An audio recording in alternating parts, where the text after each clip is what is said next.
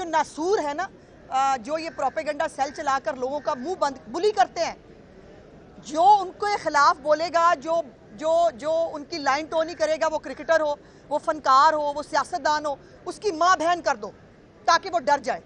उस्मा बुखारी तो डरने वालों में से पैदा नहीं हुई। आज जैसे मुझे डैडी याद आए, अगर मेरे वालिद साहब आज जिंदा होते ना, मैं देखती अजहर सदीक कोर्ट में घुसता कैसे है।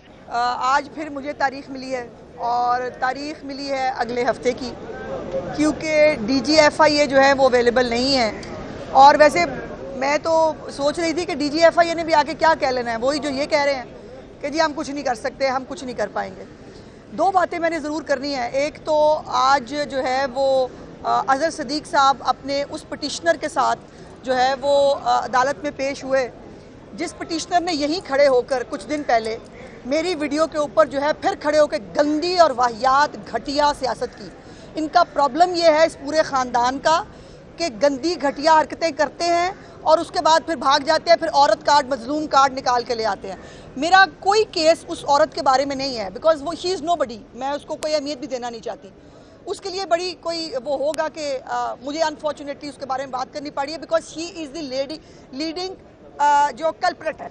उसका तरीका वारदात ये है कि वो लोगों को लीड देती है सोशल मीडिया के ऊपर, ये करना है, उसके बाद सारे वो करना शुरू कर देते हैं। यहाँ पे खड़े होकर उनके वालिद साहब ने, जो एक बुजुर्ग आदमी है, उसने खड़े होकर मेरी वीडियो का इल्ज़ाम भी मरीम नवाज़ पे लगा दिया। और कल परसों जब ये जलसा हुआ है लाहौर वाला, पूरी टाइमलाइन उस घटिया औरत की उठा के देखे, उसने जो जो ट्वीट किया मैं बता भी नहीं सकती। वो जाती उमरा के करीब जगह दी है, हाय इतनी बेताबियाँ, फिर कहेगी मैं मजलूम हूँ। जब इस तरह की गंदी और घटिया गुफ्तगू जो गंडापुर ने की थी, उसका तो खैर इलाज हमने कर दिया। वो जो ये बकवास कर रही है, उसके बाद फिर ये कहेगी कि मैंने कुछ नहीं किया। जो भी गंदी और लीडिंग ट्वीट्स इसने चीफ मिनिस्टर के बारे में की, जो ये बैठ कर चस्के लेती रही, एक औरत का इस तरह की बातें करके चस्के लेना डूब मरने का मुकाम है उसके ख़ानदान के लिए भी, और उसकी परवरिश के ऊपर बहुत बड़ा क्वेश्चन मार्क है कि इस को औरत या लड़की कहलाने का हक है। जिस तरह की बातें वो करती है, इस तरह मर्द ये बातें नहीं करते जो वो करती है। और फिर जब उसके ऊपर कानून एक्शन ले, फिर वो मजलूमा बन जाती है, फिर वो मासूमा बन जाती है। और वही उसके वालिद साहब कर रहे थे आके, मुझे उठा लिया। मुझे अगर उठाया होता तो तुम्हारी बेटी आ गई होती ना। हमने तो ख़ास तौर पे अपने केस के अंदर मैं कतई तौर के ऊपर किसी भी तरह कोई हुकूमती इन्फ्लुएंस इस्तेमाल नहीं कर रही, और मैं देखना चाहती हूँ कि ये अदालतें क्या करती हैं, इस मुल्क का कानून क्या करता है। क्योंकि अगर ज़रा सी भी जो है वो कहीं पर ये शायबा आ गया कि मैंने इसके ऊपर कोई हुकूमती प्रेशर इस्तेमाल करने की कोशिश की है, तो वो मेरा केस ख़राब होगा। और मैं एक्सपोज करना चाहती हूँ जो इस बीबी ने CM के बारे में भी जलसे के दौरान जिस तरह की गंदी गुफ्तगू की है। इनके घरों में रिवाज होता होगा कि अपनी बेटी की, अपनी किसी की जो है वो वीडियो बना के किसी और को पे उस पर इल्ज़ाम लगा दें। आपके घरों में होता होगा, हमारे यहाँ नहीं होता। और बजाय इसके कि फिर यह है कि जो ट्वीट इसने मेरे उस वीडियो को लीड करके कही कि लोगों को बताया ट्विटर के ऊपर, जिनको पता नहीं था कि ऐसी वीडियो आई है, उनको ट्वीट करके लीड किया कि ऐसी वीडियो आई है, देखो ये चेक करो। और उसके बाद फिर वो ट्विटर पे शुरू हो गया। अब वो फिर उसने डिलीट कर दी। अगर कुछ गलत नहीं किया था फिर डिलीट क्यों की?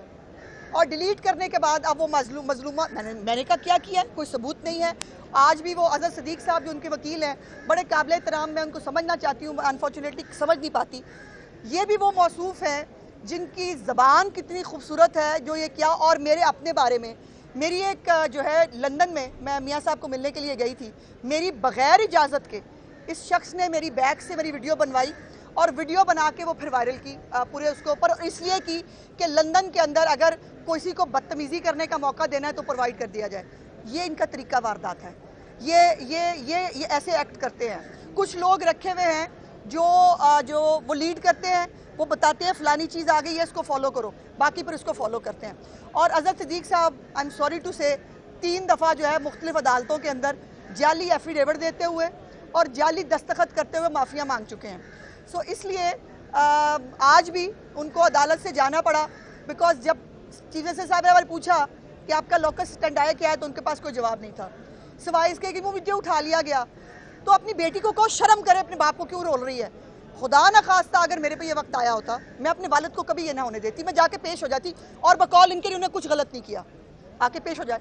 और वो जो इसका पूरा एक प्रोपेगेंडा सेल के साथ जो इसका पूरा वो है ना एक्चुअली उससे भागते हैं कि वो पकड़ा जाएगा, वो पूरा रैकेट पकड़ा जाएगा, बाहर से इनको कौन फीड करता है, यहाँ पे इनके कौन कौन से करंदे हैं, और ये घटिया और गंदी वीडियोस का जो एक बाजार है ये चलता कैसे है।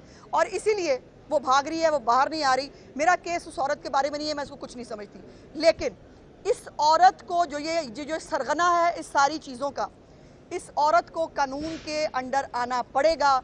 ये किसी भी कोने में छुप जाए, बाहर तो आना पड़ेगा इसको और जवाब देना पड़ेगा। इतनी मजलूमा मासूमा हो ना, आ जाओ बाहर, आके साबित कर दो कि तुमने कुछ नहीं किया, और तुम अभी भी कर रही हो। जलसे के दौरान भी मैं वो वीडियो, मेरे पास वो हैं ट्वीट्स, मैं पढ़ना नहीं चाहती, जो इसने चीफ मिनिस्टर के बारे में कही है। हाय हाय इतनी बेताबी, कमाल है। तुम्हारी तरबियत को सलाम है भाई, और तुम्हारे वालिद साहब को भी सलाम है भाई, इतना ही कह सकती हूँ। आज आप जो तारीखों पे दी कि आपको मिली और आप इस वाले से जो परेशान है, लेकिन मैं नहीं परेशान। आम आदमी के साथ क्या होगा जो FIA में तकरीबन हज़ारों की तादाद में दरख्वास्तें दायर हुई हैं? मेरा इस दरख्वास्त का मकसद ये है, वो कई दफ़ा कह चुकी हूँ, मेरे ज़ाती तौर पर अपना ज़ाती सरकारी इन्फ्लुएंस इस्तेमाल करके शायद अपने लिए कोई इंसाफ ले लेती। यहाँ रोज़ अपने आप को इस बीच चौराहे में खड़ा करना आसान नहीं है मेरे लिए एज अ औरत। बार बार लोगों को याद कराना कि एक फ़ेक वीडियो आई थी, ये मेरे लिए आसान नहीं है, लेकिन ये सेक्रीफाइस मुझे करना है अपनी बेटी के लिए और उन बहू बेटियों के लिए जो इस तरह से अदालतों में आकर रोज़ नहीं बैठ सकती, जिनको शायद सुना भी नहीं जाता, जो शायद पिटीशंस भी नहीं डाल पाती। मेरा केस उन सब के लिए है। और ये जो नासूर है ना, जो ये प्रोपेगेंडा सेल चलाकर लोगों का मुंह बंद बुली करते हैं, जो उनके खिलाफ बोलेगा, जो उनकी लाइन टोनी करेगा, वो क्रिकेटर हो, वो फनकार हो, वो सियासतदान हो, उसकी माँ बहन कर दो ताकि वो डर जाए। उस्मा बुखारी तो डरने वालों में से पैदा नहीं हुई। आज जैसे मुझे डैडी याद आए, अगर मेरे वालिद साहब आज जिंदा होते ना, मैं देखती अजहर सदीक कोर्ट में घुसता कैसे है। उसका सॉफ्टवेयर अपडेट करके भेज दिया।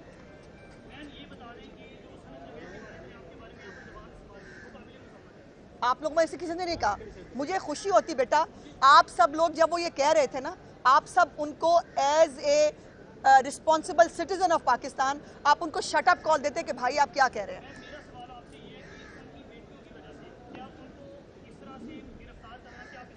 नहीं, बिल्कुल नहीं, बिल्कुल नहीं।